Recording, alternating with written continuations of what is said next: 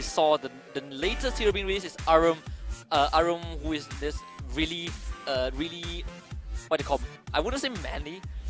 Feisty beast tamer, yeah, that's the word. Feisty beast tamer. So it's going to shake out a lot of the meta. You won't really see like back then a few seasons ago a Violet jungle and all. Maybe you see there are more choices. The bans are even more expanded right now. You don't get stuck with just 1 or 2 bans. It's now 3 or 4 bans. So it's going to affect how the teams play, especially regions who are not really keeping up with the global server. For example, the MSP, Malaysia, Singapore, Philippines, the Valiant server. That is going to be a bit of a struggle for them. But of course, with this bootcamp, they should be able to get in tune with every single one of them. Okay, let's have a quick look at the bracket real quick, just to have an idea of what we're going to be dealing with today. After this is going to be Thailand versus Korea, North America against China. That's going to be a really interesting one because these two teams have been playing on the global stage for quite some time.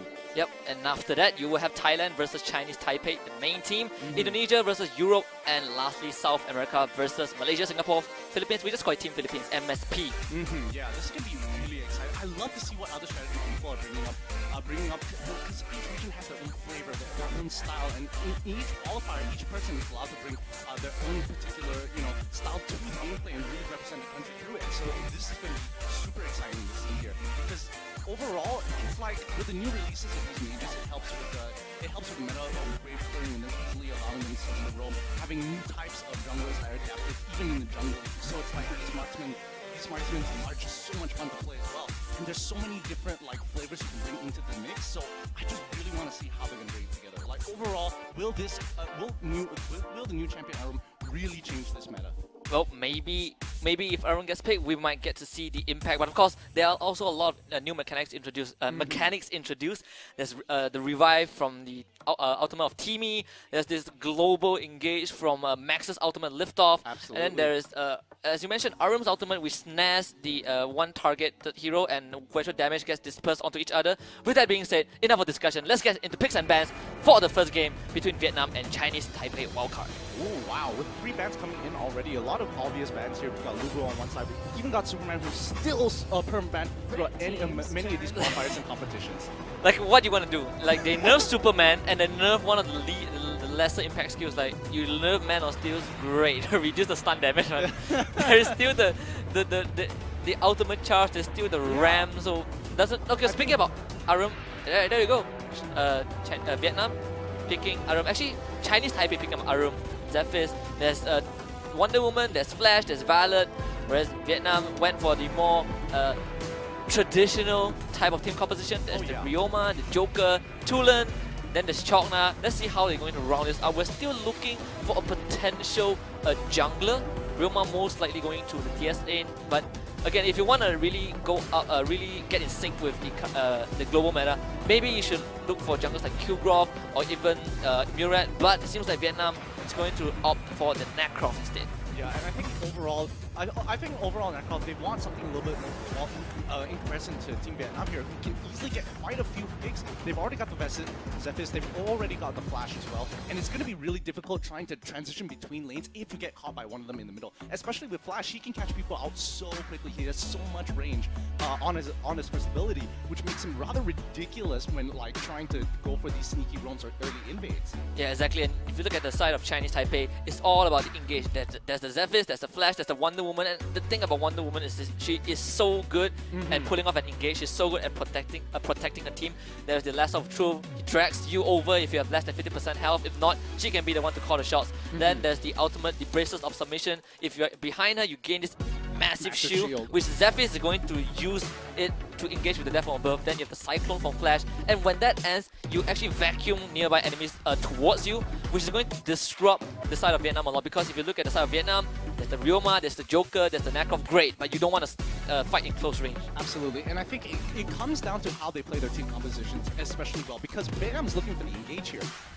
Team Chinese Taipei, they want to slow down the fight a little bit. They want to use the Chakra to really slow down the assault so the rest of their team can actually chunk them out. And once TuLin gets the opportunity and sees it, he can actually go in and start cleaning them up. So I think it's dependent on ultimate cooldown timers and also positioning. Because if it's a head-to-head battle, I think if Chinese Taipei plays this absolutely perfectly, they've got a very good chance of chunking out half the members of Team Vietnam before the fighting begins. Yep, absolutely. Now we're already in game between Chinese Taipei, wildcard team, and Vietnam. And one of the biggest difference between these two team compositions right now is the Necro pick. Because when you pick Necro, you're essentially giving up a bit of your team fight capabilities. You don't want to bring Necro into a 5v5. This guy melts completely. He is so ineffective in a full-blown team fight. So this guy needs to steal objectives. He needs to set up the waves and hope that the rest of his team doesn't get caught out by the enemy. Absolutely. He can also be used as a very good distraction in many of these situations to like push away the backline and actually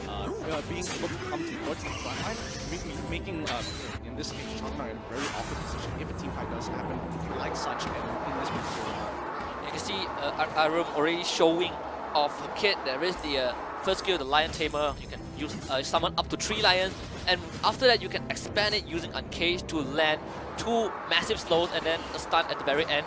But the rest of Chinese Taipei are rotating the top side. They're going to take that chem away, which means they are doing things right. You want to starve Necrof out. You don't want him to get resources. You want to delay his progressions as much as you can.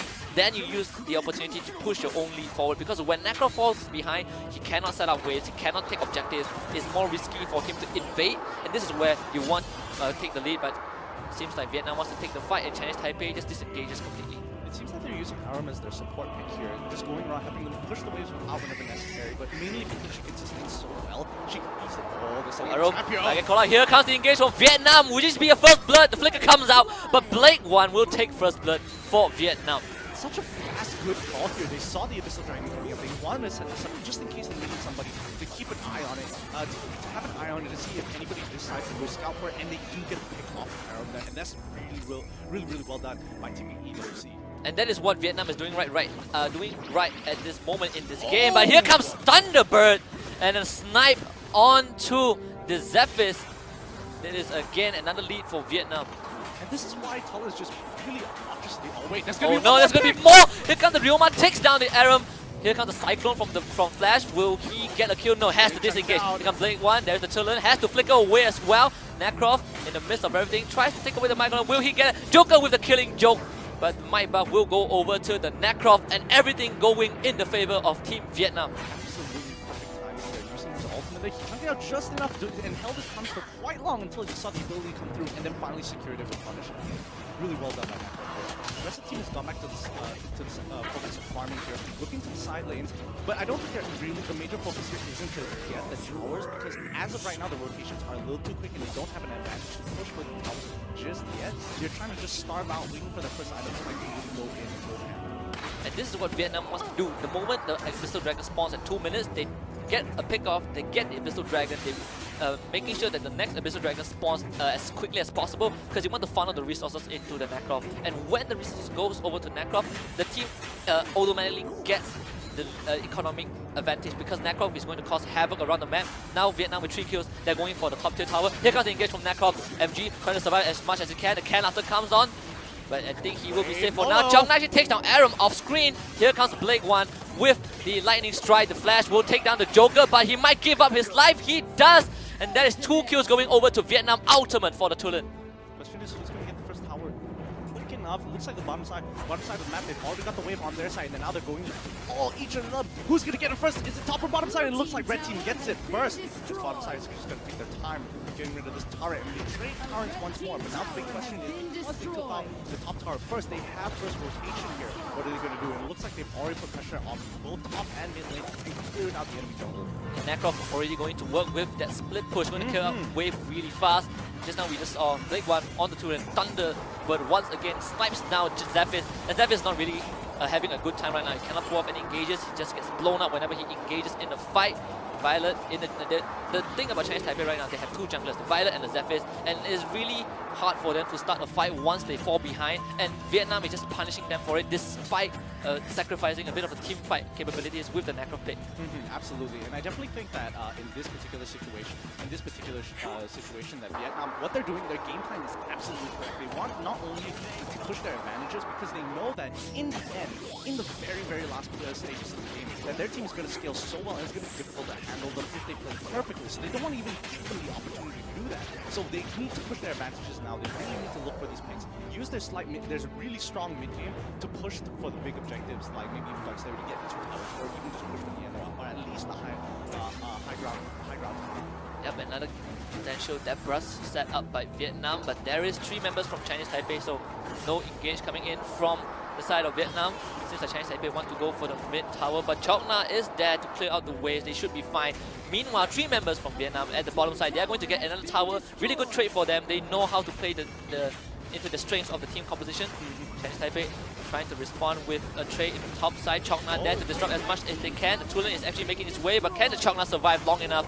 Seems like he will. Here comes Blake 1. He might just engage onto the Aram. Aram trying to run away. The rest of Vietnam is catching in. There is the Necrof at the side. He might just get a really good flag. Here comes the dash. Here comes the knockout. There is the ultimate. A pow on to Chinese Taipei. Bloodbath for Blake 1. Can Vietnam get more? There's WC 11. No, does not make it out. 3 kills over to Vietnam. And this is how Vietnam wants to play. They've opened up the map so much, and Necroth can push so well, forcing their team, forcing Taipei to really just break up, Chinese Taipei to break up and focus on the members individually. And that's what they want to do. But the top side of the map, they don't have the security of the towers. They have a whole lot of range to actually catch them out. And the perfect rotation coming in from Vietnam is just so well done. And there's so much mobility coming in from Team Vietnam as well. Necrof, you have the Ryoma, you have Joker, most likely going for the Hermes select. And in this case, yes, he has the Hermes select. There is HuaLin with the lightning strike. Here comes, they're going over to the mid side. There is the flank from the Chokna. Can they get more? Iron gets stunned once again. The killing joke does not hit, but there's a Thunderbird. The snipe does not come through. Iron should be safe for now, but Vietnam continuing to push. They want to do as much damage as they can. Flash comes in with the dash, has to disengage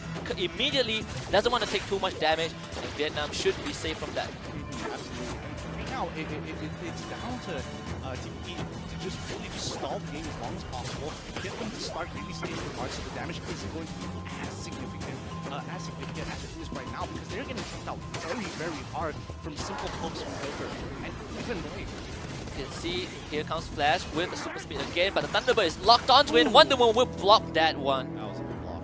There's no snipe coming through for the HuaLin, but again, Chinese Taipei, you can see them being corralled into their own side of the map. They can't even walk past the second tier tower because of how oppressive Vietnam has been ever since they got the lead. Oh man, just Ryoma enjoying himself, taking his time, taking away control, and just slowly push back into it, because this is now the opportunity where they want to keep them oppressed as much as possible, not giving them the opportunity to really get out of their face, to go into their jungle, to even contest for these big objectives, because the face are always going to be constantly there. And now they've set it up, they've got the Dark Slayer in their grasp, and the rest of the team is just struggling to get close to it. They don't even know the Dark Slayer is being kicked under their noses. And now they're trying to push out the waves, but it's too late. Now with the Dark Slayer above, they're going to be looking for a big objective.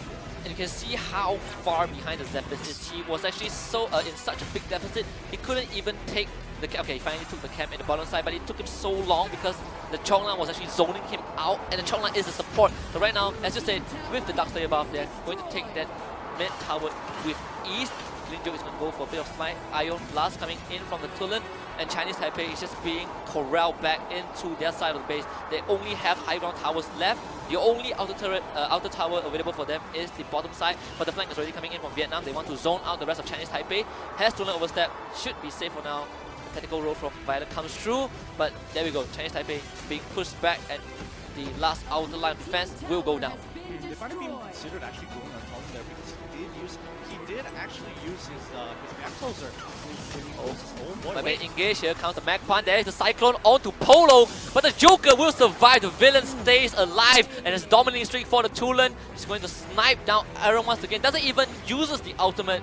There's a Thunderclap prop onto the Zephyrus. He cannot even pull off an engage. Wonder Woman ultimate not being able to utilize. Here comes the death from above, but he has to retreat immediately because there's 0 damage onto the side of Vietnam. A really good 2-man stun onto the side of TPE. The Thunderbird gets blocked. Snipe does not come through, but Chinese Taipei will be pushed back. They've lost 2 high ground towers in a row, and Vietnam on their way to the first victory of the day. Absolutely. You can see that the last wave is pushing in. They actually are waiting for the waves at this point in time. Oh, Oh, but then Chinese Red Taipei. Flash, he's already going straight in. They've already lost 1 member. Could they actually turn this around and maybe look for something else? But it looks like that bot tower, they're actually, with that 1 kill, is going to save them their last high ground tower. And this is going to push Vietnam back into the jungle, take it away, reset themselves, collect as much gold as possible, and then go for that final push. Oh, HuaLin, he dashes in, has to use the ultimate to not get blown out. There is the vacuum, Oh, doesn't make it out, but the Violet will take down the Chokna. This might be the turnaround that Chinese Taipei Chinese. 2 kills over to them at the cost of 1, but Necrov is still going on with his split push. The rest of Chinese Taipei are responding to that. Necrov has to run away. They don't have any ability to catch him out, but Chinese Taipei giving themselves some room to breathe, whereas Vietnam will go on to take the Abyssal Dragon. This is why I personally feel like a lot of these DC characters are just so strong when they're developed. Just look at what look, even with such a huge deficit in gold, it seems like the Flash has constantly been able to like keep up, even though he's got a significant gold differential. He's 5.7 in comparison to the rest of their team, and the people he took out had at least a 7.8k gold lead ahead of him. So it's just a 2.8k gold lead. His base damage is ridiculous. Yep, being able to take out 2 of them before he's going down. Yeah, absolutely. And he actually bought time with the ultimate as well. The Cyclone makes him invulnerable. Absolutely. Deals aerial effect damage. He pulls vacuums everyone in at the end of it. I think the Abyssal Dragon actually wasn't taken by Necrov at the end, so Chinese Taipei will take it for themselves. A bit of gold injection, even though still really far behind in terms of economic standings, but they should be able to hold on for a while Vietnam continues with the split push. They just need the bottom high ground tower to get 2 super minions pouring into the wave, into the base with every single wave. And you can see Vietnam are going for that right now, whereas Chinese Taipei, they are still playing base defense. They should have left that bottom wave and let it combine with the back wave, with previous wave coming into them, and they will have a huger wave to actually push for that final high ground tower and then just match the rest of them. But they still want to push for a fight here towards the end. I mean, Necro has already gotten clearing out that top side of the wave, and now it's more of a siege. What are they going to do? Who's going to engage first? Let's see if the Violet can clear things out with the tactical roll fast enough. Seems like they're doing a good job, but the tower is being whittled down. Cannon minions still being kept alive. Finally goes now. Zephyr is trying to hold on for as long as he can. The knockout comes on from Necro, but he will disengage with left sentence. You can see a lot of damage onto the tool, and he has to lightning strike away from that, saving his own flicker. But as you mentioned, the DC characters, power off the Flash, just going in with the super speed and the Mach Punch, pushing Vietnam back for now. But Vietnam still has the DC Flash playing quite aggressively, walking up to the front, making sure that Vietnam is in check. I mean, he's got full stacks of the Speed Force already, and with that, with the extra shield, it just makes it so much harder to buying him that much time to actually go and pick off that back line from Vietnam here. Vietnam kind of in an awkward position. They can't seem to close out the game just yet, but they put some damage into that high ground tower. They need to get rid of it so that they can finally push for the end here, but I think TPE has already bought themselves enough time to finally scale back into this game, which is why they're holding back. Polo getting jumped out pretty hard here. Hold that thought, they might be engaged. Here comes the last option from Wonder Woman. The snare onto NTB. We go down. Cyclone from Flash at the back. He takes down the Joker. With the Joker down, there's the damage out from Vietnam. Will the Flash survive? No, the Necro will kill him off. Wonder Woman, not so wondrous anymore. Goes down with the Flash. The DC characters are down. Thunderbird does not get the snipe through, but MG taking a lot of damage, trying to hawk his own tower. He survives that. 2 kills going over to Vietnam. Now they might just go for the end game. Violet must be the main damage dealer. He must survive, but she couldn't stay up for long. Violet goes down. Ryoma on an ultimate spree, and that is execution for Chinese Taipei. Vietnam will ace them. The core is exposed. Necro still surviving, but the respawn timers are very, very long. 10 more seconds until the Flash comes back. Can Vietnam close this out? The last high ground tower being taken down, but the minion wave is crashing in. Vietnam should be able to close this out. The core will explode, and Team Vietnam takes game 1 against Chinese Taipei. Ooh, really well played.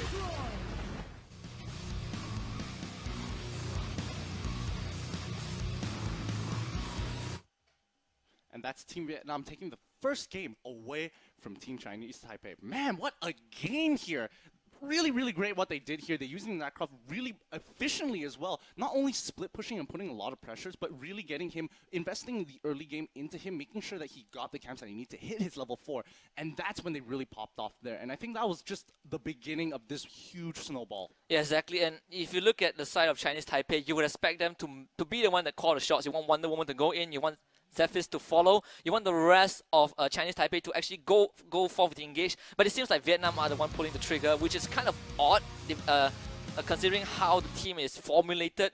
But at the end, because of that one pick-off at the early start that lead to the Abyssal Dragon and 2 other pick-offs, HuaLin snowballed really far ahead. The Flash tried to keep up, but he couldn't. Zephyr was too far behind to even attempt for an engage. The last fight was very desperate, but Vietnam had the lead and they pushed it forward for a victory. Yeah, absolutely. And I think Aram here was kind of a big giveaway here because she didn't really do much in many of these fights. She needed to have at least three stacks of her first ability to finally get to unleash it as the third to get the stun. And I think that was kind of the issue there, that she would never have enough time to actually do it. And when she does pull it off, she either doesn't hit or there's not enough members to make a huge difference here. And I think that was just part of the reason why Team Chinese Taipei just slowly crumbled down under the pressure from which Vietnam was giving. And people talked about how the Aram's ultimate is such a game changer. You snare your target, and whoever takes damage will have the damage replicated on the other target. So let's say if Aram takes 100 damage, the 100 damage gets replicated onto whoever she snared, and vice versa. But the thing is, she only used the ultimate once, and the only time she used it in the last fight, there was no damage follow-up. So essentially, it just became a pointless lockdown because the rest of the team was just either retreating or just dead. Let's look at a couple of replays and let's really break it down. So here's the first cause of what will happen when Necros beginning to snowball and get taller in the head. He picks up the kill here, and then this is the second pick off here. So big for Team Vietnam here, because not only is TPE not in a position to really take the fight, they're not even level 4 yet, so half of them didn't have their ultimates. They go down first, and then this is what sets the difference. A huge difference in the ultimate cooldowns, and I think that was the really big part of the game here, because it was so highly dependent on who has their ultimates up at the right time. And many of these times, Flash comes right in, kills 2 people with one of his ultimates, so they understood. Vietnam got punished for that, and now they really considered what they have to do. They played the split push, force a couple of ultimates, and then really just go take these fights. And you can see this is the last fight. Flash actually doing a really good job, but because Necro was ahead, he couldn't really do with him. And the snare actually came out from Aram early on. Wonder Woman pulled off a really good engage. The ultimate actually shielded 3 of her own teammates, but again, the deficit played a really big role in the entirety of the game, and Vietnam just closed it out before 15 minutes. Absolutely, and I think it's really well done. Yep, there's a core blowing up, and as we forgot to mention that every single series today will be a best of 3. So with that being said, Vietnam is already up 1-0. Chinese Taipei, kind of the series hanging in the balance. If they drop game 2, it will go over to Vietnam with a clean sweep. But of course, after seeing what Vietnam can do, hopefully Chinese Taipei can change up the strat. They had the right idea, but it's just the execution of which kind of was a bit lackluster. Hey, but this is the boot camp, so it's actually pretty good that they are willing to experiment with the new champion, Arum, and really just see where she fits around. They tried her in the support. They tried her in the support role where she kind of roams around, tries to help out the team, pushes the wave. Gets caught out a couple times, realized that might be considered a weakness here. They might use her for something else. It's what the boot camp is all about. It's time to try things out, try new strategies out, try new champions out, see how it works, see how it feels, and play it against at the highest level against all these other regions. And I think this might also come as a surprise for TPE side, being exposed to just hyper aggressive. We know Vietnam has been historically or statistically known as a hyper-aggressive region, no matter in what games they play, and it also shows in Arena of Valor. They want the kills, they don't really care if they give up members. At the end of the day, if they get the better end of the trade, they will just they will live with it and they will be happy with what they get. Absolutely, and I think Vietnam here really understood their team composition and made a very good show here at the World Cup 2018. Yep, absolutely, and I think after that we might see some changes, some shakeups in the bans, because if I remember correctly, there was the Teamy ban. We've talked about how Teamy has this revive mechanic that helps the team to come back to life if they make a mistake. And if we talk about Teamy, this is the picks and bans for the second game of this series. Teamy being taken out immediately, so no Squirrel duo for both teams. We'll see how Chinese Taipei responds to this. Yeah, I mean, honestly, Timmy is just worth from bad. Getting rid of him 24/7. He brings so much to these team compositions and almost any team composition. It's not like he's focused into one where he highly excels at compared to others. It's just no matter what you do, if you have Timmy in your team composition, you're almost guaranteed an extra life for at least one of your players. Yeah, this guy has a hook. He has a AoE stun with damage. His scavengers go, he gives you extra resources, a bit of extra resources left and right. Has an AoE revive that revives both him and his teammate if both of them dies at the same time. Free Ancestral Glory And that is such a good utility hero, especially in the early game. Yeah. You see teammate run towards you with putty puts, he stuns you, he hooks onto you, he'll basically kill you off. And despite Aram not really working out for TPE, Vietnam bans it out anyways, whereas TPE takes out the mallet. Yeah, I personally think when it comes to Timmy, he's just a hero's toolbox at that point. He brings everything you want a support has. The amount of utility he gives to any team comp really is just nonsensical, so it's a worth ban for this side. The Aram ban, however, rather interesting. I would have liked to see Vietnam actually let that go to see how to let TPE really just test it out a little bit more so they can get some idea for themselves, or maybe they have some secret strat that they really don't want other people figuring out just yet to just buy themselves some time. So a lot of mind games here, but I do like the Talon ban coming in from TPE, AWC, mainly because Talon is such a good finisher overall. They label, the best part is they label him burst mage finisher. Oh right? yeah. He is really just a huge burst mage. It doesn't matter if your health is like lower, he can chunk you out from pretty much any health if he's ahead, and which is rather ridiculous. And his ultimate gets refunded 80%. He charges out the thunderclap to 5 stacks immediately. Like what do you want to do with him? Exactly. It's a tracking ultimate that can be blocked, but the best part is it tracks onto you. Exactly, so no matter how far you get away from it, it's always super difficult here. They were hovering over Ryoma for the ban here, but in the end they decided not to. The most interesting part was Vietnam actually was the one who that took out Superman, because you could have went for a let Superman through, you ban someone else out. And if TPE don't take out Superman, you can take it for yourselves, but they might have something up their sleeves. Maybe they don't want to prioritize Superman as the first ban anyways, so they decided to take it out. But the Omen ban, I like it a lot. This guy deals a lot of damage. He's very tanky, he reflects damage, he hooks you, he slows you, he locks you down 5 seconds within a small area. Definitely don't want to deal with this guy. If you want to go split push against him, he'll just kill you with his ultimate ultimate into a flicker. So this is a really good ban coming from TPE. But because the Ryoma went through, I think Vietnam should go for that same hero once more. Yeah, absolutely. Ryoma has a really good way to catch people off far with the pinwheel, using his ultimate as a way to just wave clear in general because it's so short. He just overall a very creative duelist. He's able to hop over walls. He's got a lot of things that he's particularly not the best at what he's doing, but you know, when you need someone to fill in the gaps, Ryoma does it absolutely perfectly. As we talk about Ryoma, we have to talk about one of his counterparts that has been with him since Ryoma's release. One of it is Lubu, the other one is Kilgroth.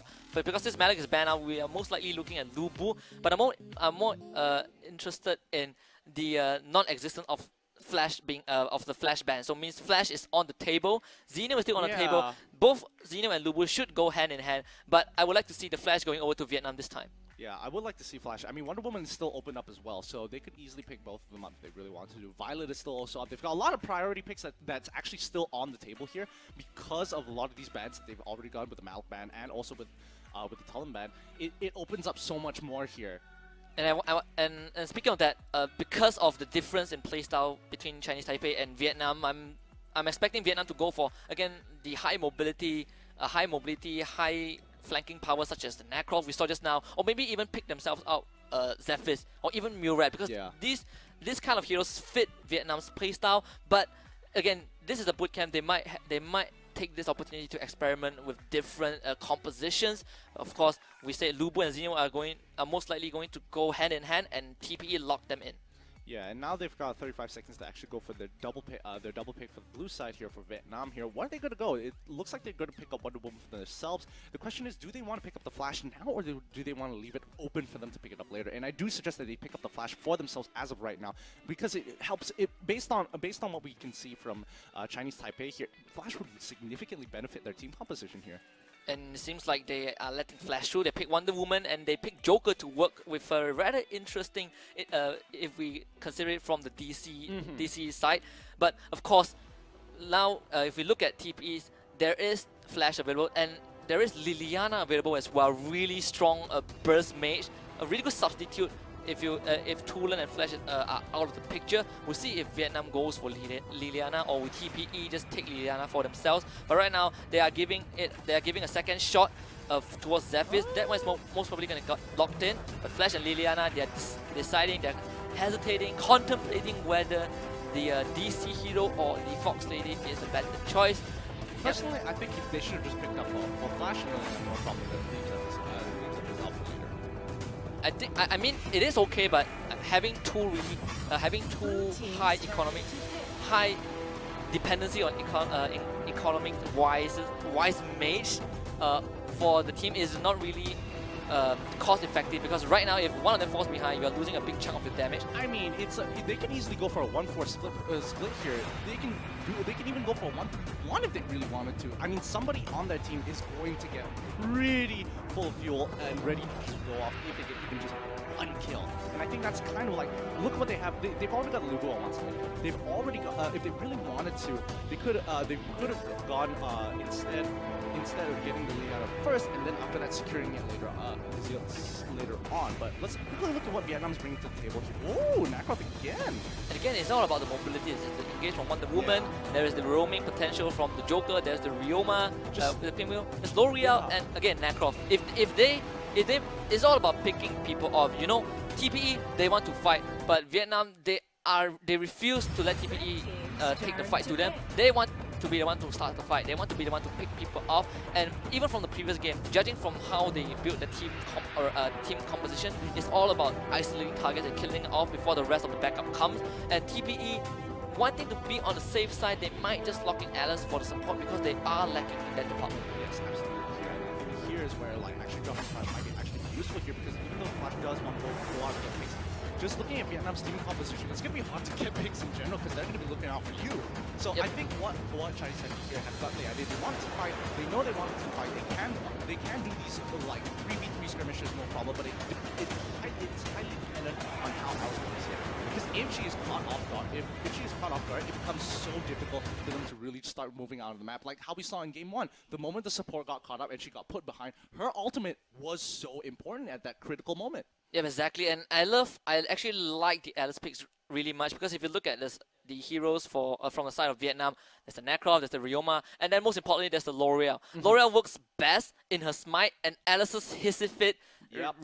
Like directly, if you lay on top of the smite, there goes L'Oreal's utility. She's going to become really ineffective, and the fact that Vietnam wants to get up close to you to buff and engage, the hissy fit is going to mean a lot to Team Chinese Taipei. Yeah, absolutely, and I would love to see how these teams are going to actually play this off. Will Vietnam actually be able to do this again, play their hyper-aggressive, or has Team Chinese Taipei actually adapted to how Vietnam actually plays and might even counteract them? I mean, you scrap the Violet, no double jungle, no double junglers.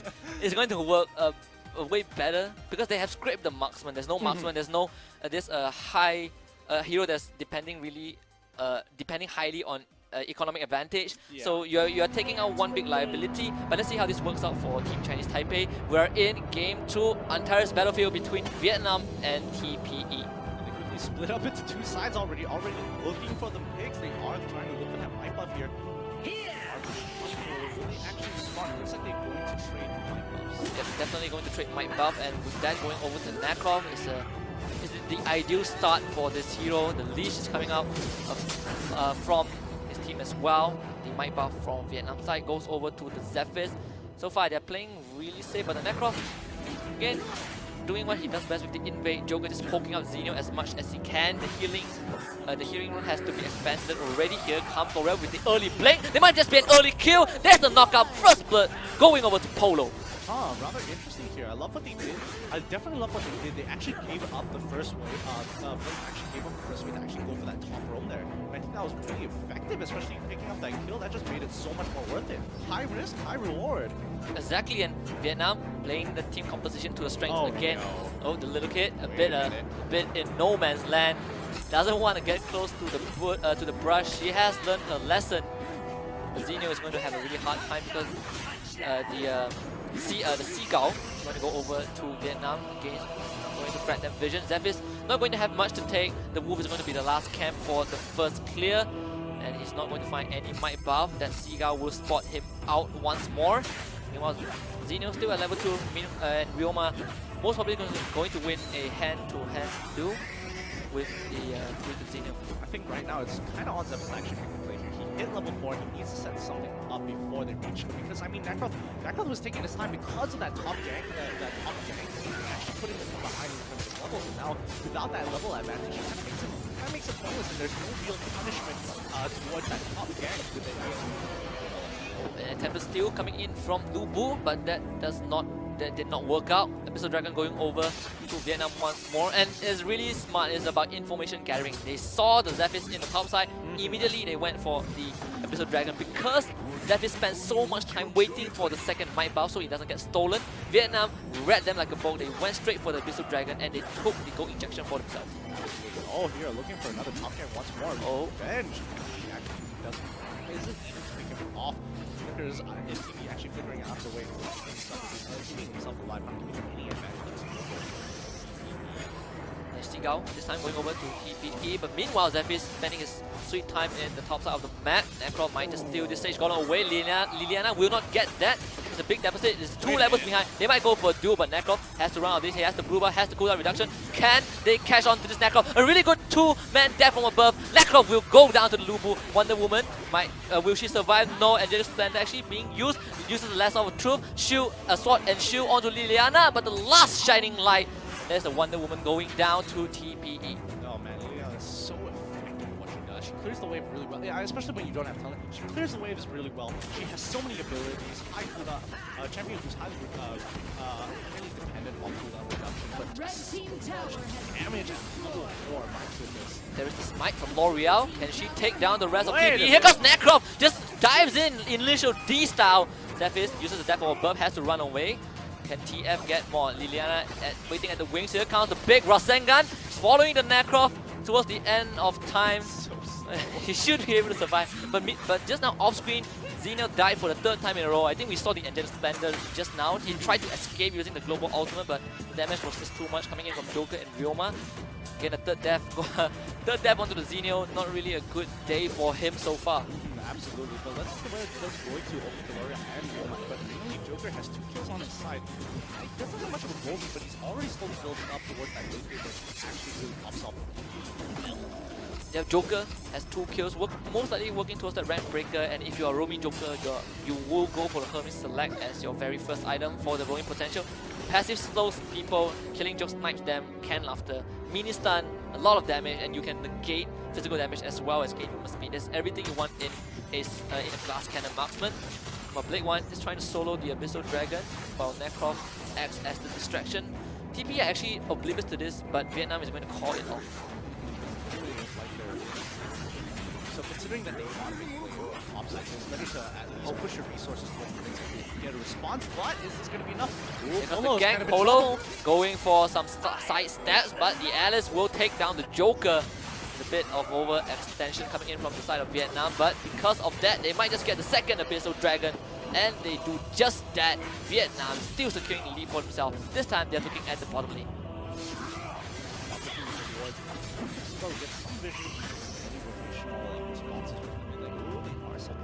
Here, but it doesn't seem like anybody's going to fall for that just yet. They want to push towards that bot side who's crossing the wave, building some kind of advantage to actually look for that top tower. It looks like nobody's actually going to respond to that.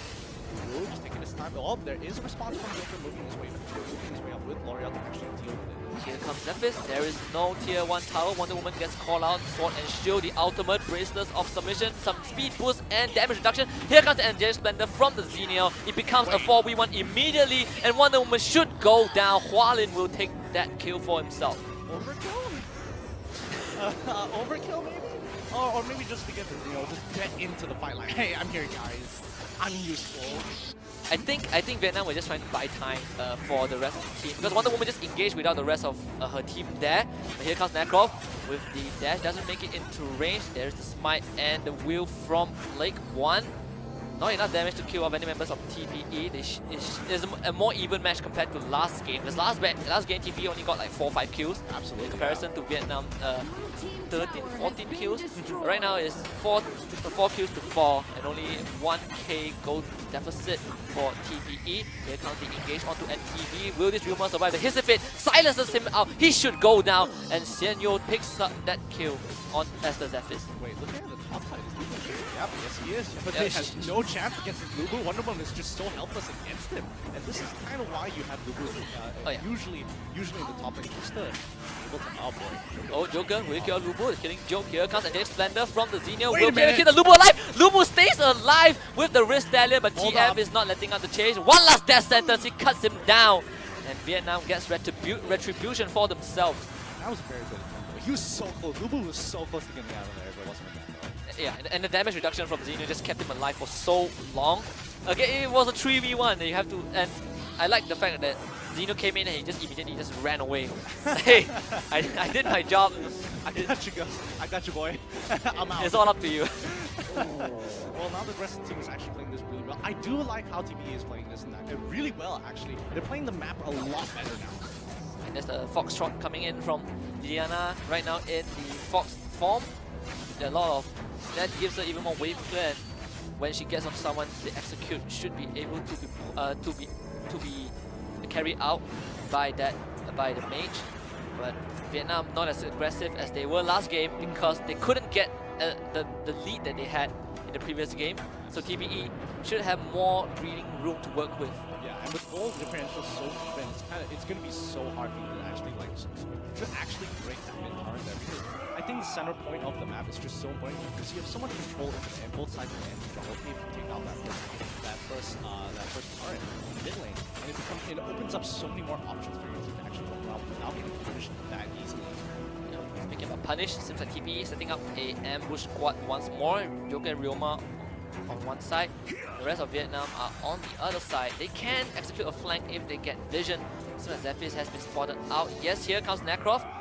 Doesn't want to commit fully. The Sunshine just discourage Vietnam from ever engaging, and TPE it's continuing with the siege.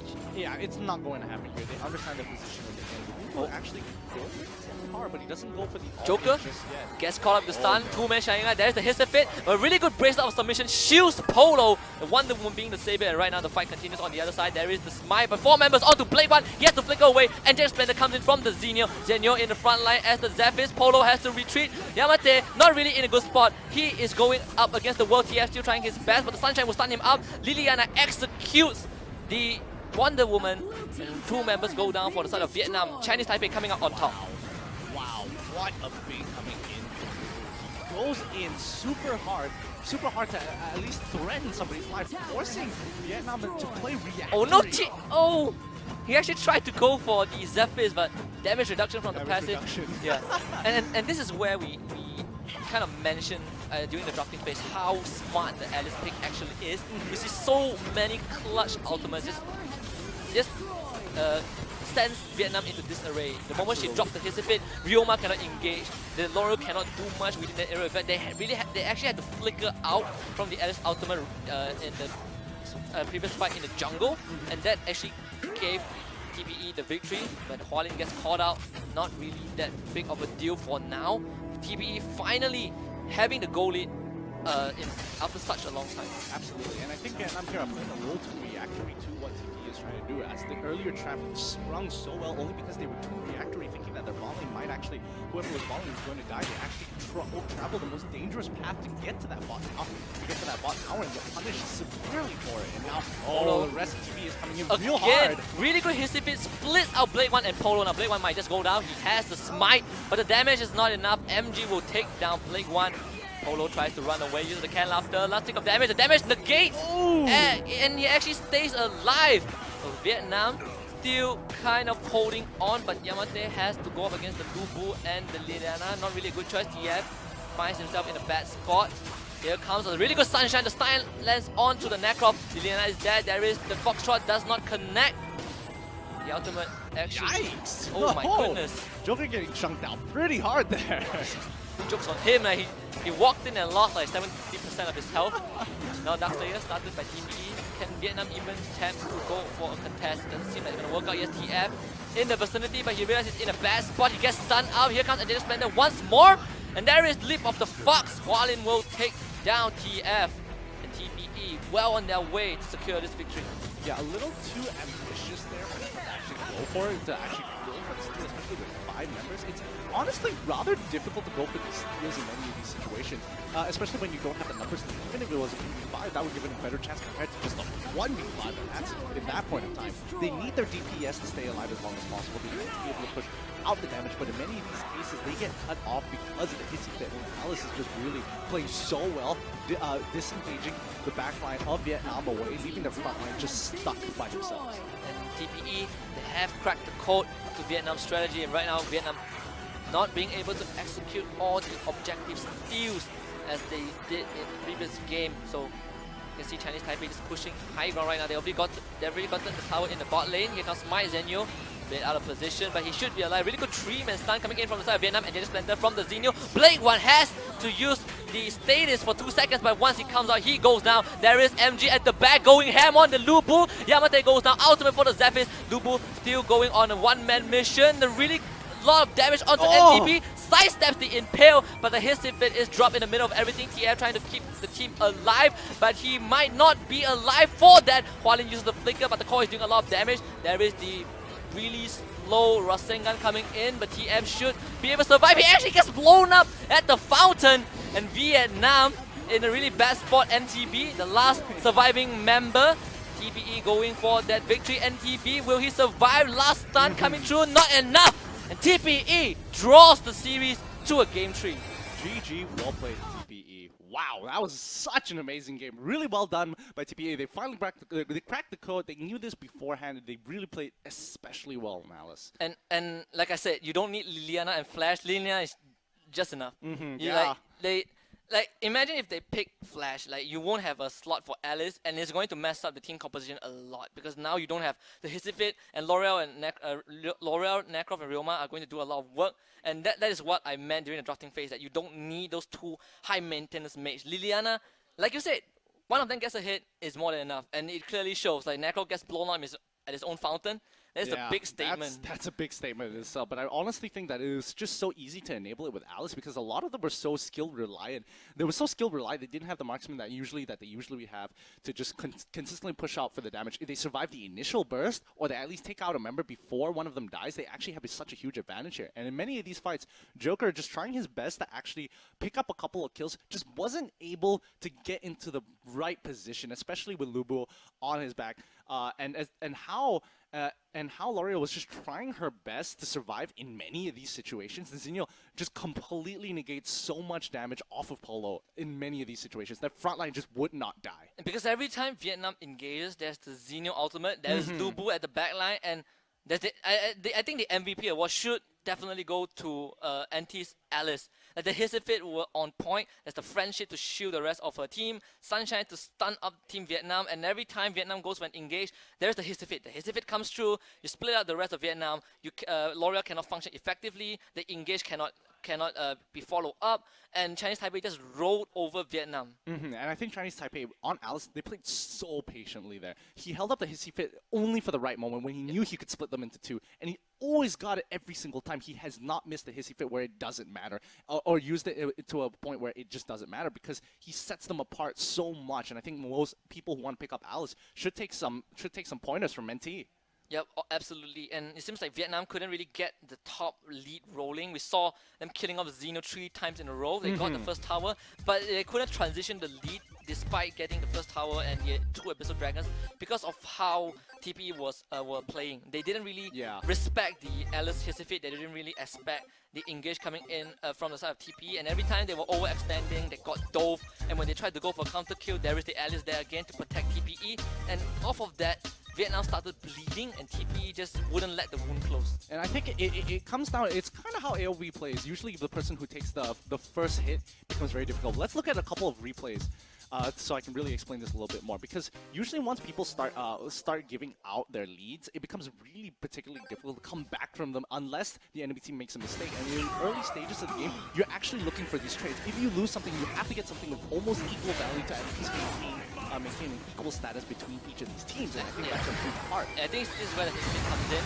Oh yeah, just so well done. And it's honestly, I think it's kind of on MG here, who actually, you know, faked all invading the rest of Vietnam, who reacted, and they took the most dangerous path to get the dangerous and shortest path to get to their teammate, and they get caught out so quick. And it was a really good call by MG there. Quickly tells the rest of his team to like, oh, set up the trap right now. They're coming for me. And I like how and TF couldn't get in the fight, and TH was a bit too late. And the best part about the Hissifit was it made Vietnam panic so much that the braces of submission came out so early. Once the shield ran out, TP just went for the execute, and from that point point onwards, there is no point of return for Team Vietnam whatsoever. Yeah, absolutely not. It was just so difficult to actually come back from that. And I think overall, TPE played just so well. They played the map especially well. I think they definitely corrected a couple of their basic mistakes from the previous game. They played their map earlier in game 1. They didn't play the map very well. The Macro had free reign, was able to push in lane so well, and it was just difficult to deal with in general. I think now they've got better control of the wave, and they understand that that was a significant difference besides having the outspec. Yeah, absolutely. And we've talked about the Necro's weaknesses in game 1, where it actually popped off, and it kind of showed really clearly in game 2, where this guy is not meant for team fights. Like if Absolutely, you, like yeah. what can he do if he goes in? He's just gonna get blown up. Yes, there is the judgment, there is a lot of mobility and the knockout every 4th attack, but you don't really have a window for that, especially in such a chaotic situation. And that is where you see Necro just starts to fall off, because you in that kind of scenario, you either try to set up the wave, but if you can't really set up the wave, then you're basically a sitting duck. I think at that point when you have the Necroth, you're looking. It's either you're the first person in or the last person to come in as well. Yeah. It's one of those situations, because if you are the first to come in, you are kind of like, use all your ultimates on me. I'm a prime target because I can take out one of your backlines, and if you don't use your ultimate on me, I'm gonna trade 1-for-1, and I think that benefits my team even more than you would imagine.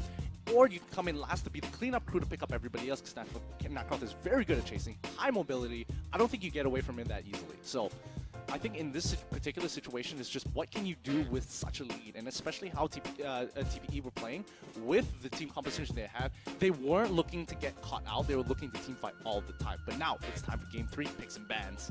And we'll see if Vietnam comes up on top, or will TPE turn things around. First ban immediately. There is the 2-lane being taken out. They don't want Blake 1 on the Pure, but immediately Vietnam responds with a Superman ban. That's a really early ban for that hero. Yeah, very early ban. I would have expected him to at least be the 2nd or 3rd here, but it looks like TPE is determined to not have to deal with Talon at all. Yeah. Having his Thunderclap passive is just honestly ridiculous. Just having 5 lightning bolts that deal significant amounts of damage, even though it has a damage reduction. But Malik being the second ban of the game, and I think overall just Malik has been banned out almost every single game at this point, correct? Yep, definitely, because the shock provides so much utility. And again, this time they don't ban the Malik, they ban the Omen instead. Omen is a bigger threat, but I think Vietnam will just go for the Malik ban regardless. Yep, Malik taken out, so no difference right there. But the biggest question, will TPE go through this time? Because TPE, they ban out Ryoma, so the last ban is on Vietnam side. I mean, I think TPE kind of understands, like, we're gonna purposely let these big picks go only because we have first pick. But I think it's kind of like, if Vietnam could just decide not to and then pick up a priority ban for themselves, and that's when it's gonna get real interesting. Yep. Do you want to ban out the mid lane? But it seems like they are deciding. Timmy is up on the take table. Out XianYo. There's still 10 seconds for them to change their mind, but I think XianYo is a really big nuisance for Vietnam to deal with. They don't really have the formula to counter that hero. Oh, they actually changed their mind. Okay, they banned out the Lubu. MG has been a beast in the previous game. TPE goes through, XianYo goes through, and the best part is you might just see a Liliana or even Flash once more. Absolutely, this is going to be a really exciting game here. Depending on what kind of team composition they actually want to go for, but we'll see. We'll find out in 40 seconds. I think, is Timmy worth first picking in this situation? That's kind of the big question. Yeah, I think TPE, no, not really. I think TPE, most likely you're gonna fall into the 3rd pick or the 5th pick category, somewhat like matching with the Alice pick. But I think TPE seems like they want to give Aram a second chance in the lineup. I do feel like it's worth first picking only because Vietnam has 2 picks later on, so they can easily pick Timmy and something else. So maybe just deal with that. Is it worth trying this out? This is kind of where the dynamic of picks and bans becomes difficult, because it's a give and take situation. You give something, you give something, you take away a bit more. And that's kind of how it goes. But especially if you're on blue side, when you have that first pick, it becomes super important how you want to draft. Yeah, it's all about how you draft, because as you mentioned, you have the first pick on the blue side and 2 consecutive picks on the red side in the pick phase. So when you are the first pick, you have to lock in something that does not give away too much, and you don't lose too much to the in return. Yeah, in return for the 2 picks. And look at that, TPE Harvard by Vietnam. They actually switch up Aram for the XianYo, which I think is a way better pick. It provides way more. I do agree. Yeah. Compared to the single target lockdown from Aram, which takes like forever to charge out, especially the uncaged, whereas XianYo can just dive in, has a shield, has an AoE burst, has crowd control, has damage reduction. So we'll see how Vietnam responds to this. And as you said, Teamy might just be priority, and they're actually considering Aram at the same time. So this might be interesting. Aram locked in, Teamy locked in. Vietnam, I think they're trying out something new. Let's hope this works out for them. Absolutely, I do kind of like what they're trying to go out for here, but are they going to use Aram as it's probably going to be their support again here, correct? Or is this a composition where it's like, all right, we'll just leave you top lane, you just camp under tower for like a good 10 minutes or so, and then we'll come together. I feel like there's going to be a lot of roaming to reflect Vietnam's playstyle. Teamy is a good roamer, Aram quite decent as well. If you have enough charge of the Lion Tamer. But where does she fit? Oh yeah, if she goes exactly. Where does she fit? Yeah, you want to lock people down. You want to lock. There is the lockdown from Teamy. There is the AoE stun. There is the snare from Aram. But the bigger question is where does the damage come from? You have 3 more picks. Who do you want to prioritize? I think TPE, they want to answer that immediately because there's so much pick up potential from the side of Vietnam. TPE, they take the Joker away, which means right now Vietnam, they have to find another way. TPE might have just really messed up Vietnam's draft. Maybe. I kind of feel like at this point they need maybe a China and some DPS, like some serious DPS here. They could pick for themselves, but is it the smartest choice at this point in time? They need somebody in the mid lane who is able to wave clear, to unlock the side lanes, to be able to roam to the side lanes like they want to do. And it looks like they are considering Liliana here, even Flash. They're just hovering between the two. They're actually getting both their DPS here, and their final pick is going to be interesting because I mean, personally, it would be good to see a utility type champion hero here, but it could go. It kind of depends on the playstyle. That final pick is going to be interesting. And when you talk about final pick, you have to consider the fact that the jungler is uncertain. Most likely, it is going to end up to be a Violet jungle. It's going to be really high risk because if TPE goes for a consecutive invades that were successful, they are going to shut the Violet down really quickly. But let's say Violet goes into the jungle. Now what? Do you have to pick your DS lane? Who is going to be in DS lane? There's no Malak, there's no Lubu. Do you want to go for Kilgrove? There's no Ryoma as well. Omen taken out. You don't put Aram or Teamy in the solo lane. Wonder Woman, I was about to mention that is going to be taken away by TPE. And it seems that Vietnam has really just cornered themselves into a really tight spot where they are losing the draft bit by bit. Unless there's something about Aram. Yeah. Because it's kind of on that first pick Aram here. Like, to me it was understandable, but Aram, not so sure like whether it was worth first picking unless we're not seeing something and they have something in mind that we don't know about. So we're just gonna have to trust them, see whether this is just like testing phase for Vietnam, get used to the new champion, see what she can do, like in this particular design team comp. We'll see how they want to play this. Yeah, and the last 2 picks will be locked in for TPE pretty soon. There is the Wonder Woman, there is the Flash, you have 3, and actually, I have this random thought. What if the whole team is actually like DC heroes, like Superman, Batman, Joker, Wonder Woman, and Flash? Like how awesome would that be? I mean, I definitely think that would never happen, mainly because there are too many situations where the opposing team would actually themselves. Like imagine if that happened. I mean, at least one DC hero gets. Oh yeah, Superman's gonna get taken out. Superman's always gonna get taken out. Yeah, I think that's gonna be the big thing here. I mean, it would be interesting to see Superman and Batman as well, just being used at this point in time. But yeah, but here we're having Vietnam actually picking up Chang'e for themselves. I think this is a really good pick overall. Definitely benefits their team composition. It slows down the assault if they go for a very hard engagement. And I think that's why you want Chang'e. To really like, not only do I want to take the brunt of the first damage from the first person in front of me, but I want to slow everybody else ascending forward.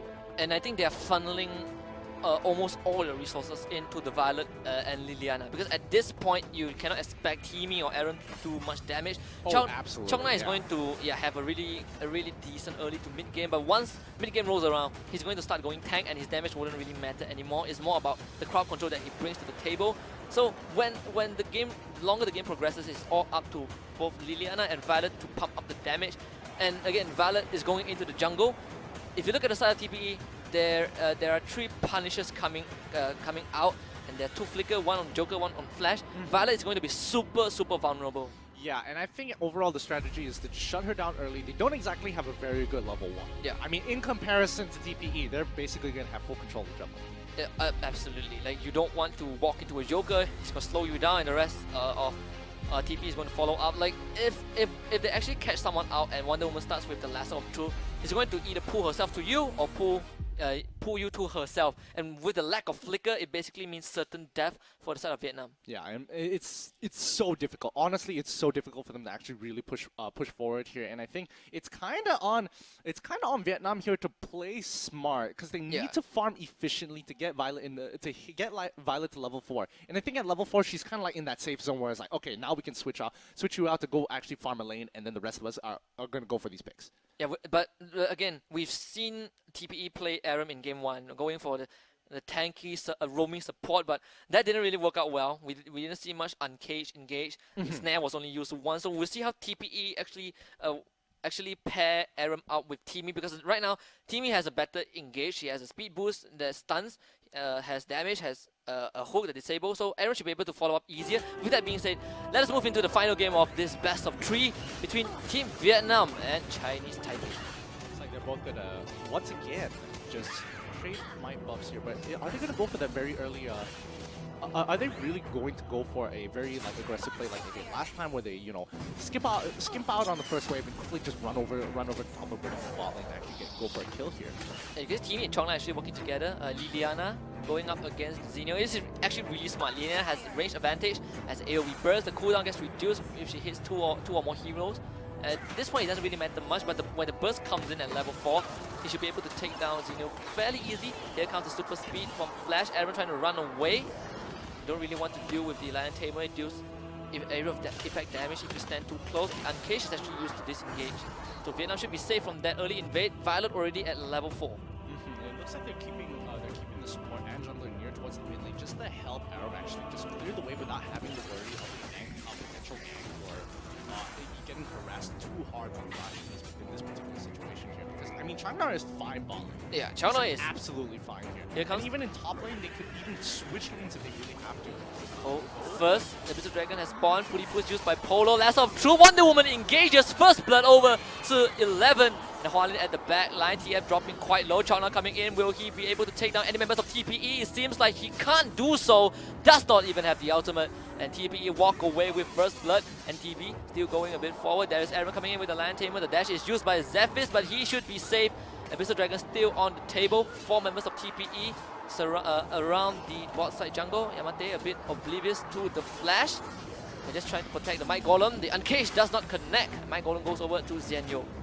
I definitely think there's huge disrespect there. I mean, they should have seen the levels already. You're level 3, you're level 4. I'd rather not mess with you when you have an ultimate. So I think that should have been called there, but I think they underestimated the amount of distance his teammates were. And I think they could have maybe, in their minds, they were looking to actually get a kill before the And again, for Teamy, it's all about engaging and protecting your team. You don't have any form of disengage. At the moment he uses the putty push runs out. He cannot change chain lance backward because it will be certain death. Yeah. So he has to run away. He's only level 2. Wonder Woman goes in with the Lasso of Truth. The re-engage coming in from 11, and it's easy first blood for TPE. But again, the first Abyssal Dragon going over to Vietnam. We'll see how they utilize this. There goes the Lasso of Truth, so the engage mechanism is down, but Zephys coming in from the sideline. There is Polo, the Killing Joe misses onto TF, but Teamy not so lucky. He has the ultimate. Be a bro. Let's see if he revives himself. Yes, he uses the ultimate, but the ultimate is going to run out. TPE playing really patient, waiting that out. Flash comes in. Too much damage coming in from the side of Vietnam. Flash will get picked off. Wait, why didn't he ult in Oh yeah. Oh wait, actually he's pretty low in terms of, looks like he had some kind of an engagement against Aaron just now. If not, why is his health so low? And I don't think he had the time to actually ultimate there at that point in time. Yeah, he didn't even have the ultimate available during that fight. And I think it's just biting off too much that he can chew. But I like how TP was playing so patient when Teamy uses the ultimate, just to wait it out so the revive does not come through. There is a massive burst. Really good death from above. Catch out the Blade 1. He has to flicker away the Cyclone coming in from Flash. Will Blade 1 go down? The Killing Joke connect. The Can Laughter connect. And Blade 1 will be taken down. See Polo hiding in the brush. Does not want to take that fight whatsoever. TPE in the lead. TPE really playing well here. I mean, both sides are actually playing astonishingly well. at this point in time. They really are giving the respect. Well, now they are giving the respect to each other that they deserve. Being really careful in what they do. Both sides have made mistakes, and now they're just like on edge, trying to take their time. Yeah, get stolen. It's like really unfortunate. Like he used the uncage to change the damage onto the Seagull, but and then it just doesn't connect. Yeah, it did. Yeah, only the first instant connected. So right now Vietnam, they know that the members of TPE are at the top side. They try to go for a push, but the Killing Joke should give away Joker's position for now. The second Abyssal Dragon coming online as we speak. Zephyrs will spot out Liliana. Blade1 has to use the shining light, blinding light to, sorry, the unpredictable to get out of position. Going back into human form, Spirit Sentinel now being contested. MG not really in good spot. The uncage comes through. There is a 4-man collapse onto the Xenio. MG still surviving, and Angelic Splendor brings him to safety. Now Xenio is in the front line. There is the Cyclone from the Flash, who is going to get sucked in. Yamate being the target, but he's really tanky. NTB at the back line. MG one last hit. NTB takes down the Xenio. Now Polo using the Puli Put has the speed boost, takes down the Joker. Xenio goes on the 1v3. He might be tanky. Will he take down TF? Yes, TF goes down. Being a bro, not in range, and that is the bro down for VN, but they take 3 in return. Really unfortunate there. Wasn't in range. Didn't have any of his talents. Doesn't actually. He doesn't have flicker as his talent. So that's just. There's no way he can actually pick them up. Even though most of their team have heals. Really unfortunate there. Ooh, not pretty hard, but overall really well done by Vietnam here. It's slow. Playing it slow means that they are getting slightly advantage. It's never so slow. And Vietnam's playstyle for the entire series so far has been play it slow. They want to peel as much as they can. You see, they don't really go all in. They don't really pour all their damage in one single instance. They play it slowly. They wait for cooldowns to come back online, and then they deal it chunk. They chunk the enemy out bit by bit. And when the enemy is low enough, they go for the kill. And that has been their personality so far in the series. Whereas TPE is all about taking the fight with their full force. So far, Vietnam slightly in the lead with 1.1k goal lead. Ever so slightly. I mean, at some point you have to understand when you need to disengage from a fight. Like, they really need to consider that because many of these fights. Oh boy. Deathwalker, Blade1 should be safe with the ultimate, the Cyclone. Actually, Polo brings HuaLin over, and James Panther comes through being a bro. Will Polo survive? Yes, he revives, but there's the can after he uses the heal. He should be able to get away. The Squirrel survives, and Vietnam should be able to get out of there unscathed, but unfortunately, I think the Abyssal Dragon went over to TPE. Ooh, really unfortunate there. Very good punish by TPE, and now they're going to go for a little bit more. They're going to try and push for this tower here. There is nobody to actually back them up, and focus in the back line going in. A bit too far forward, and TB in the front line. Violet in the back dealing a lot of damage. She is untouched. One last tactical roll. 11 now taking the brunt of the damage. Tactical roll forward. She has the Sage buff, a lot of cooldown reduction. Joker at the side comes in, does not get vision for the ultimate. TPE have to disengage from that fight. Oh, just so unfortunate. Everybody making out with just a sliver of health. Oh, the stun, the chain lands, and T has to use the can laughter. Chokna still alive. Here comes the bracelet of submission from 11, but has she bitten on more than she can chew? Angelic Splendor from the Xenio. Polo holding up onto the ultimate. He actually does not have that. The Squirrel gets taken down. MG will defeat Polo. Wow, what a fight. What an extremely well done, elongated fight. But the one thing that they forgot was MG. Yeah. All the way from the top lane using his ultimate to save one of them there. My goodness, that was clutch. And it seems like MG is the remedy that TPE needed. The Xenio has been so clutch with all the saves with Angelic Splendor. Wonder Woman really tanky already, being kept alive by the Xenio ultimate. And right now, TPE just pulling the gap closer. They're actually at 0 difference in terms of goal. 19.8k for both teams. Yeah, just a slight 100 gold away. Really not that big of a deal at this point in time, but it's just so important that these teams are looking for any advantage. I mean, Vietnam this is just going, it's a big tug of war right now. It's going back and forth constantly, even though they've lost one tower, but they've managed to even it out. But it looks like they are going to go for this tower here, and they are, will they get punished, however? Polo, he has the ultimate, he has the Q as the talent. Ultimate being used, he's going to revive, but there's the flash in the backline. He has the Cyclone. XianYo being protected by the Xenio ultimate, and Angelic Splendor brings Xenio in, but now he's in a bad position. Goes up against 4 members. Yamate trying to hold off TPE Oh as long as he goodness. could. But Yamate. MG is so tanky. TPE should be able to survive. Here comes the super speed and the mech punch. HuaLin should disengage at this point. Wonder Woman goes in with the last of truth. MG not in a good condition to fight anymore. 11 being called out at this moment. Slowed by the Chakna. Uses the bracelet of submission. 2-man stun. 11 gets out of that alive. No casualties for both teams. Oh my goodness. Wow, no casualties at all for both of these teams. They are playing at the top of their level here. Really well done. Very efficient ultimates. They've all been using to really good effect, and they've been trying to negate damage, maximize damage really efficiently. But I have to say, Yamate here is getting very difficult to kill. He's already zoning off 2 people single-handedly. So that's going to become this is becoming an issue. Like, you don't really need to do full damage on Aaron because her passive, along with the Lion Tamer, does percentage max health damage. So she already has the built-in base damage for her kit. You just need to be tanky, and you see how she held off the front line of TPE for so long. The damage couldn't connect, or else Vietnam would have lost the fight for sure. Right now they're going for the potential invade after taking out the first tower in the bot lane, but here comes the Blade 1 at the Fox farm. Leap of the Fox does not connect. Polo has to retreat, taking a bit of tower damage, and then when it comes in, Cyclone being used by Flash. XianYo in the front line right now, goes in with the death from above, but Vietnam have to disengage. There is Wonder Woman with the last of truth. Yamate gets caught out, the Aaron goes down. 11 might just be next, being a bro used, but the cooldown counter timer will run out, and there is the sign for XianYo to engage with death from above.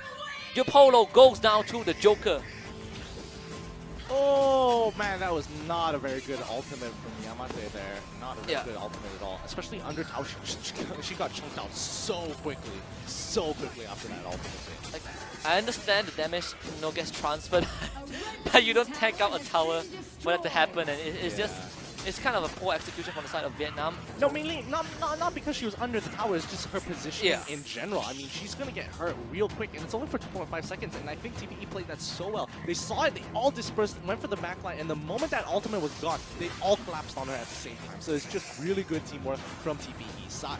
And you can see how tanky the Wonder Woman and the XianYo are. They did not die throughout the whole ordeal, despite them being called out, and it just goes to show how well TPE know the limits of the hero. So right now they are slightly in the lead, only 5 to 600 gold. Vietnam, they are looking for the Dark Slayer. Do they really want to go for this? It's actually super risky, but they are establishing control in the top side of the map. So it means MG has the window to set up the bottom wave. Absolutely, they are looking to get. They are looking to actually go for some kind of way to get an advantage here, because the waves, they evenly push waves very nicely. Both teams can push waves too evenly at this point, and I think it's kind of looking for that one advantage that gets them ahead. And I think that's the Dark Slayer, and it's so important. Oh wait, Yamate is caught out with the can laughter. There is the death from above from the Zephyrs. Yamate has to run away. The last option pulls NTP back. There's a dead elephant. They will get the ivory for themselves. NT will take down NTB. That is another tower going down. MG takes out the bottom of the turret. Vietnam tries to punish him for that. There is the put from Polo. The stun connects, but the rest of TPE are nearby. Vietnam, right now, they are being put at the back foot. Rather interesting why they decided to roll towards the mid lane. I think oh, yep, they are looking for that fight. Cyclone TF gets blown up and just Splendor into the back line from the XianYo. Polo revives with the ultimate, but Yamate is called out as well. He has to flicker away. Will Vietnam get someone in return? They actually do. They take down the Zephyrs. Violet and Liliana, the two main damage dealers, are still alive. Super speed and mech punch from HuaLin. He's taking too much damage from the core and the tower. He goes down. Overcommitment from TPE. Vietnam, do they want to turn this around? Blade going in with Leap of the Fox, and the Fox trot a lot of damage. Wonder Woman with the last of truth to hold off Blade 1 for now. Killing Joke, the snipe does not connect, but 11 has to give up his life. Onslaught for Blade 1. Vietnam hold on. My goodness, really well done there. I think, honestly, I was about to mention TPE, it was strange for me to see them actually go for that mid turret instead of going for the Dark Slayer straight away, because they had the opportunity. They were all down bot side. They could have easily gone there, and XianYo would have been absolutely fine. But instead, they set up a plan, which was the second option, was to go mid and then force a fight, which is exactly what they did. They executed so well, but I think they bit off a little bit too much than they can chew, and I definitely feel like they should have gone towards the Dark Slayer side because Chakna was up. Yeah, exactly, and the overextension from the flashes, it basically gave Vietnam the breathing room that they needed. He went in, tried to go for an execute, but Blade 1 had too much HP. He couldn't really connect all instances of the mech punch, and by the time he uses the second instant of super speed to get out, There's a tower shot from the high ground tower. There's a tower shot from the core.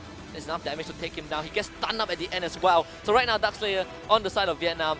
TPE has to give out the first line of defense in the middle lane. I mean, at this point, it's kind of they don't have the. Oh my goodness! Oh, he nearly died. Yeah. Oh my goodness. The burst from Liliana. Oh, that's ridiculous. But I think they can't really help it because they know that their side lane is actually pushing. XianYo is doing a very good job relieving pressure for the rest of his team to actually like slowly get back into this game, slowly find a better position to get back into this game. But luckily, they didn't dive. They didn't dive in there. If they did, that would have been absolutely worthless. Yeah, if the Joker dive Vietnam would have just went straight for the tower. So TPE, here comes the chain launch from Polo. Has to disengage. Like, there's no way he can go for that. They know TPE are taking the Abyssal Dragon, but the objective went down too fast. So Vietnam has to give that away. TPE are still in the running. The Darkslayer buff will run out in 5 seconds. Both teams should be back on even ground. Yeah, and I think this is kind of the reason why these games kind of drag on to this point, to this stage, is usually because of the way minions work in this game. They just move way too slowly. Oh yeah. They absolutely will walk way too slowly. They can't get to turrets fast enough. You can't really like make split pushing tactics work unless you have a significant lead, and even then, they can easily turn the tides back, mainly because of the way how slow these waves work. So, oh boy, are they actually gonna pull this off? Do they want to go for a flank? They can engage if they want to. Violet, not in a good spot. Here comes Flash. There is the max punch super speed. Where's the death from above? They might just catch on TF. TF is alive. Polo uses the ultimate really early. Angelic Splendor coming in from XianYo. Heals up XianYo. The Zephyr survives from now by MG. In the back line, they want to take down the Violet desperately. But there's a 1-on-4. MG getting burst down. Blake goes on the bloodbath. HuaLin has to use the Cyclone to negate some of the damage. But he is not long for the woe. He takes down TF. But he gives up his life. TPE lose 3 in that fight. Rather interesting why he didn't use Cyclone, used it earlier to actually just finish off the Violet, or maybe I could have been wrong in terms of perception of damage here, because he definitely had, it's either his ultimate was on cooldown or he was just waiting to use it at the right time to negate damage, and I think there, it might have been worth trading at least a faster 1-for-1. They might have been able to make it out of that, actually. It felt like a little bit of indecisiveness. They could have actually, Vietnam actually could have saved the Violet, but Polo used his ultimate way too early. Yeah, and it ran out, and now Blake is going to get caught out. But he should be able to survive a little bit. The Fox brings him to safety, but that Zephyr is doing a lot of damage. And again, you see how TP committed so much just to kill off the single Violet that the XianYo just walked through 4 members of Vietnam. Yeah, absolutely. It's just, getting really difficult there, especially for TPE to actually get ahead in these situations if they keep going off like that. But right now it's still super even. 17 minutes into the game. 17 minutes into the game, both sides looking for the one flank, that one opportunity, that one really good engage to just settle the scores. Yep, here comes the push once again in the middle lane. 11 takes a bit of damage.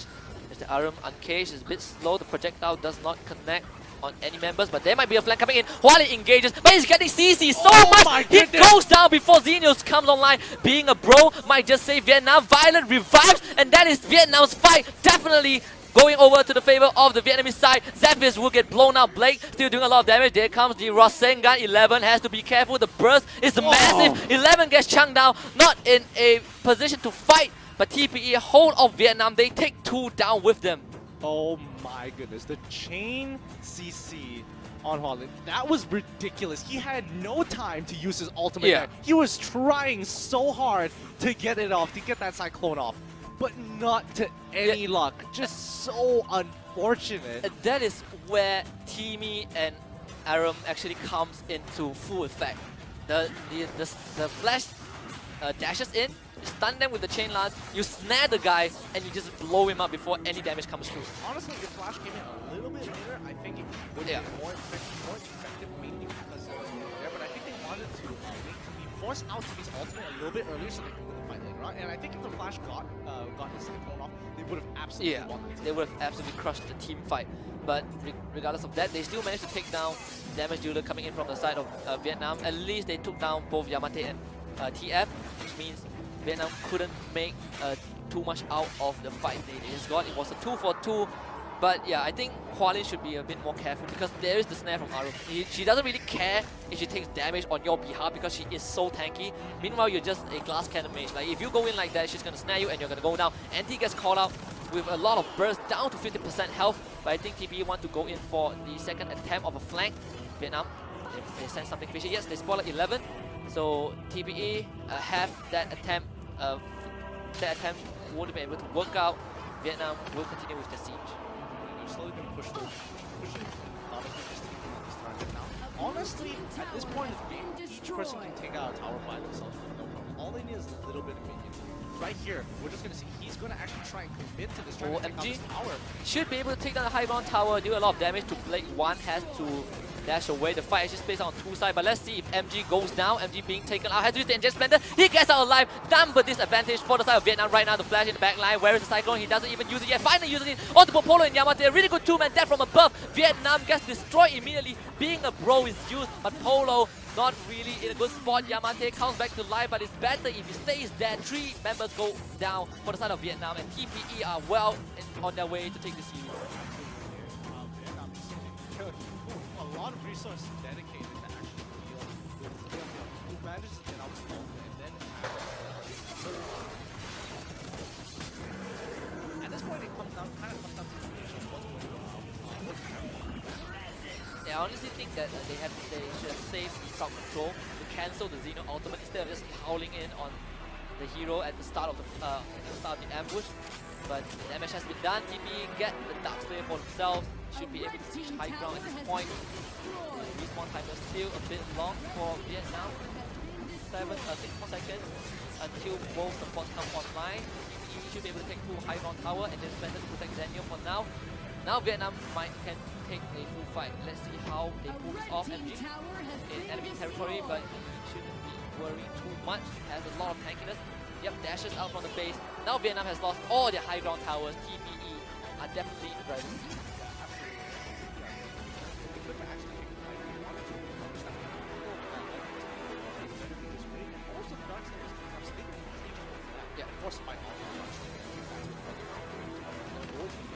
Yeah, and they learned their lesson after losing the first Dark Slayer because of the flash. I think because of the flash making a mistake and the subsequent fight as well. But of course, the Wonder Woman and the Xeno are the lifesaver for TPE so far throughout the whole game. We'll see how they execute this final push because all the lanes are going to pour into Vietnam's base. And at one point, Vietnam will have to take the fight whether they like it or not. Yeah, and Xeno back to the he does best. He's going to push by himself, just take his time. Not really doing much of it. Not really wanting to push anywhere. He just wants to bring the attention to himself. While the rest of his team slowly pushes him, making sure that they don't have a wave before heading over to that Dark Slayer and actually going themselves. Oh, Yamate, has he moved too far for HuaLin in the back line? Uses Cyclone. Yamate uses Snare, but the Cyclone doesn't really do too much damage. Blade 1 is zoned out of his own base. They are going for the core. They don't even care about the kills. And TPE will sweep the series with a reverse win. Oh, that was absolutely beautiful, the way that they played that. Flash cutting off Leon away from his team. The rest of the team slowly splits apart, and they instantly go straight for the quad. That was so well done. And this is one of the interesting mechanics for Arena of Valor. Once you get 3 high ground towers, you just need to wait for the final push. That's all you need to do. Just one minion. Yeah, just one minion. You just need the wave to come crashing in at the same time. Let them deal with the wave, you go for the core. They cannot win the fight in under any circumstances unless you mess up big time. Absolutely, and I think that was just really well done. They understood that mechanic. They really took in the time, waited for that one minion. They had a good wave. They had a good wave under that turret, and they instantly just went in on it. And I think at that point, the main focus should have been wave clear for Team down there. Yeah. And I think they just completely negated that. They were looking for that final fight to really turn around and then go for the end. But just really well done by TPE here. And it's not even about the kills anymore. It's just about sending Team Vietnam into disarray. You want to split up the damage dealer. You saw Blade get chased. It's not even, the Cyclone was not even really intended to kill people off. You just want to keep people away, keep Team Vietnam's player away from each other, and the rest of the tanks can just power in. You don't even need a damage dealer at that point. The tank can deal damage on their own. They can soak up damage from the core. In Vietnam, they basically ran out of luck. Like the Teamy and the Aram, great. They can be a great front line. You have to revive, but it won't really matter if the core goes down anyways. So TPE, first game, really sloppy. Vietnam getting a really huge lead, but I think the warm-up really knocked some stance into TPE and they just came back swinging.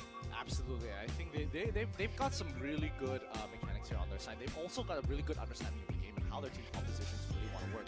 I would like to see them play something a little bit more more out there because their team composition so far are just rather one-dimensional. They just want team. They're looking for the team fight, look for a pick, look for a small advantage, and then go for a big team fight. I think that's what they've been playing overall so far. But I do like how Vietnam has been playing it. It's interesting to see the arrow pick. The arrow pick played in this particular manner, having a lot of resources invested into him. He had 8 kills by the end of it. Oh wait, sorry. Liliana playing in top lane, and then after that just transitioning over. And I think I kind of like that. Strategy, or whether it's abusable or not, it worked till mid game, and I think after that it fell off. And if you look at Liliana's points at the very end, she actually had the most points despite being on the losing team. That's how good DAY1 is on that hero, but sadly the rest of the team couldn't follow up. And we've discussed about the damage department. Like, it all has to come from both DAY1 and TF.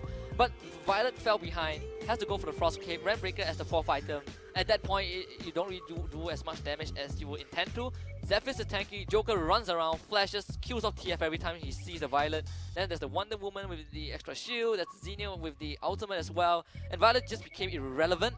And at the end of the day, Vietnam had to put all their eggs in DAY1's basket. I think this is mainly because Flash was just such a big threat to them. I mean, their backline was just so scared of getting, just getting one shot by the Flash. Yeah, we've talked about how Violet was very vulnerable, and it showed. It just showed in that game just now. They just funnel all their resources. They don't care if the tank dies. They just want to kill the Violet. And once the Violet goes down, Liliana is the only one they have to worry about. Yeah, and in that final fight, let's actually look at a couple of replays. They'll probably show in the replay as well. We can see that final fight, but this was just really well done. They were looking for the fight, and they go straight in for it. Oh wait, this is the previous game. Oh it yeah, seems. Yeah, the whole series, the highlights. The highlights of the whole series. Yeah. But like overall, I do think Vietnam. I do feel like Vietnam is doing a really good job. They're in the right direction. I kind of feel that they need to figure out a way to like a consistent way to close out the game by the mid game, because they're so strong mid game looking for these big fights overall. And I think they can maneuver super push composition actually pretty well between their first game and pushing advantages. But it's kind of that last. Maybe it's because how the game works. It's slow, but overall, I think mainly because of that, it kind of hurts them because it buys so much time for the enemy to actually come back into the game because of how slow they move sometimes. Yeah, exactly. And again, this is the game 1 performance. It was immaculate from the side of Team Vietnam. 16 kills to 5, closing it at 40 minutes. And they tried to transition the momentum into the rest of the series, but again, TPE, they found the formula to answer Vietnam. And this is from game 2. You can see how the Hissy Fit made such a difference. It forces out the early ultimate from Yamate. XianYo can just dive in and disengage immediately. Necro could not join the fight in any way. The smite comes out from DAY1, but it was too late, and they just planted to protect the rest of TPE, and they just power on to Vietnam. Yeah, just really well done overall. I think it comes down to a little bit of knowledge and confidence, but I think it's mainly how efficiently you use your weapons. A lot of games are so many. Really consider how do I use that?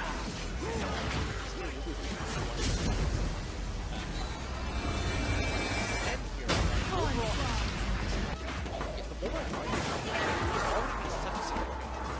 and this is where I think he survived being engaged with 4 members of Vietnam. He uses it just meant that he gets out, kills himself with ultimate.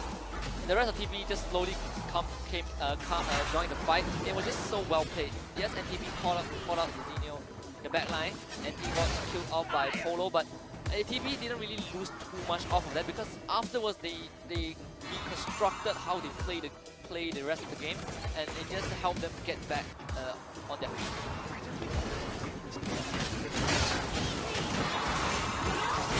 Yeah, yes, Violet being vulnerable.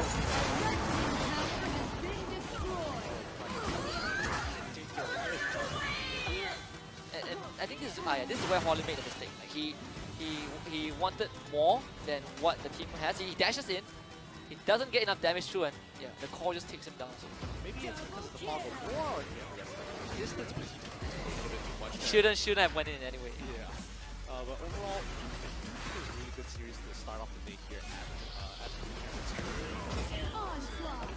playing is the meta been standardized overall, or after this game, it seems like they have their own personality.